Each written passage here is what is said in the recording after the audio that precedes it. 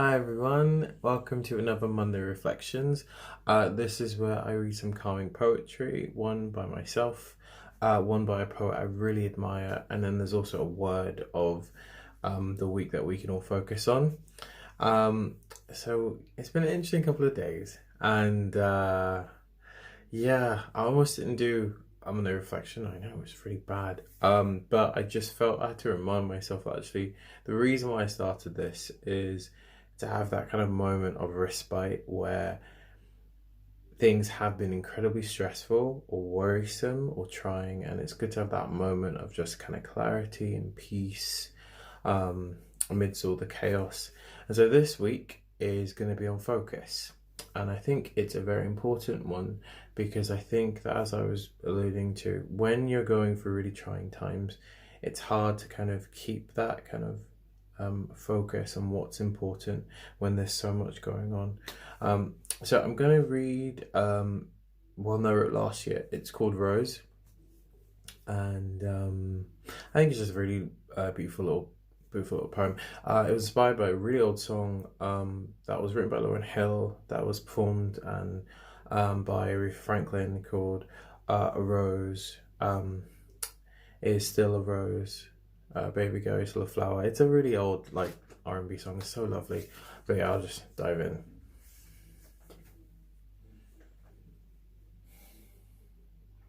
A rose is still a rose, even if it grows through the cracks and through the dirt. Its roots creeping deep down, pushing through and persevering. Up top, its flowers, such bright beauty, coil into a bulbous shape.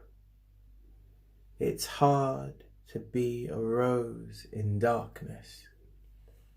It's hard to be bright when so many try to dim your light, but a rose is still a rose, even through its suffering. The ants and the pesticides dig deep, aulacapsis and weevils on its leaves, chemicals in the air. A rose can bloom in sun and shine, smelling so sweet. This rose is still alive, still thriving, still here. A rose is still a rose, even when nobody's here. Its leaves attracts these bees around, flashing its wings at it, staying to sip, and then flying away. A rose is still a rose because it has meaning, despite its troubles and what anyone else says. It's still beautiful. Yeah, so as I was alluding to, it's been really difficult, I think, for me, seeing all those things that's been going on in America, what happened with George Floyd, and also with the protests.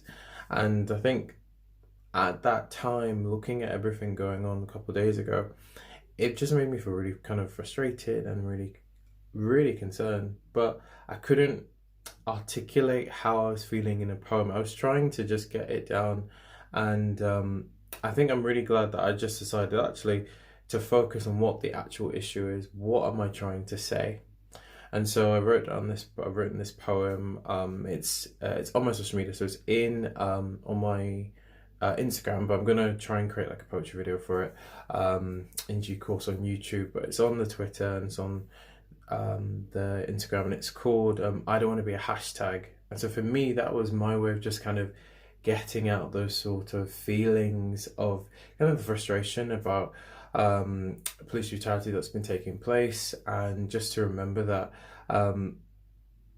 thinking and feeling for the marginalized people in America, the people who've been suffering for so long, and simply put, that Black Lives Matter.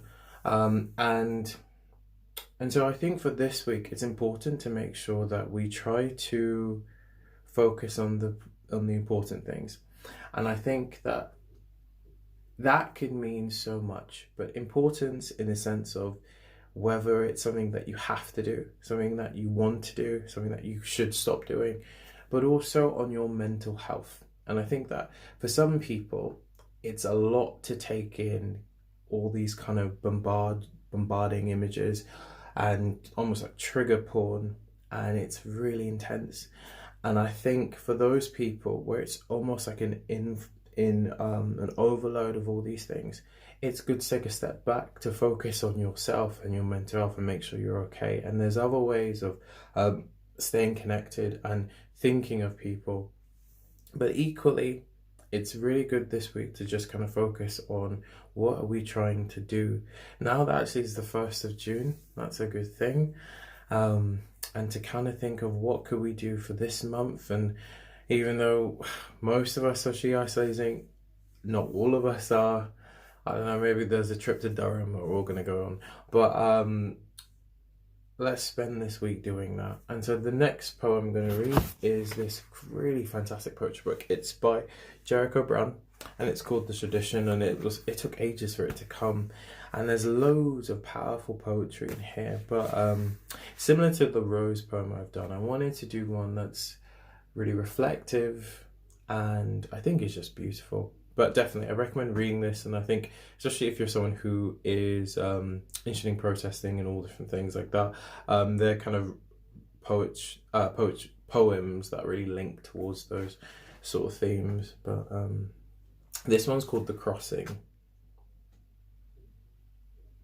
The water is one thing, and one thing for miles. The water is one thing, making this bridge built over the water another. Walk it early, walk it back when the day goes dim. Everyone rising just to find a way towards rest again. We work, start on one. Apologies. We work, start on one side of the day, like a planet's only sun, our eyes straight until the flame sinks. The flame sinks. Thank God I'm different. I figured and counted.